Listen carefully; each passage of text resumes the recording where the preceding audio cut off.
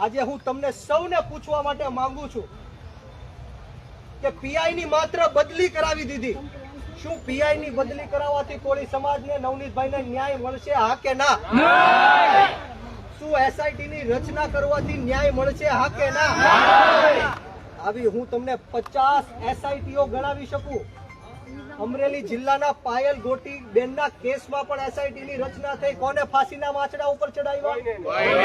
TRP game ઝોનમાં અગ્નિકાંડ થયો, અનેક નિર્દોષ લોકોના જીવ ગુમાવ્યા.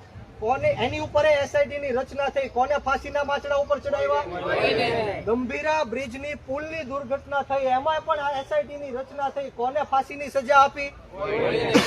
તો આ ષડયંત્રથી આપણે બચવાનું છે. આ માત્ર ને માત્ર કોળી સમાજનો રોષ છે, એ ઠંડો પાડવાનું કામ છે. કોઈ પીઆઈ ની બદલી કરવાથી નવનીતભાઈને ન્યાય નથી મળી જવાનો, કોઈ એસઆઈટી ની રચનાથી ન્યાય નથી મળી જવાનો. પરંતુ હું કોળી સમાજના યુવાનોને ખાસ કહેવા માંગીશ કે જો કોળી સમાજને પોતાનો હક, અધિકાર અને ન્યાય ન મળે તો કોળી સમાજના યુવાનો જાગૃત થઈ જાઓ.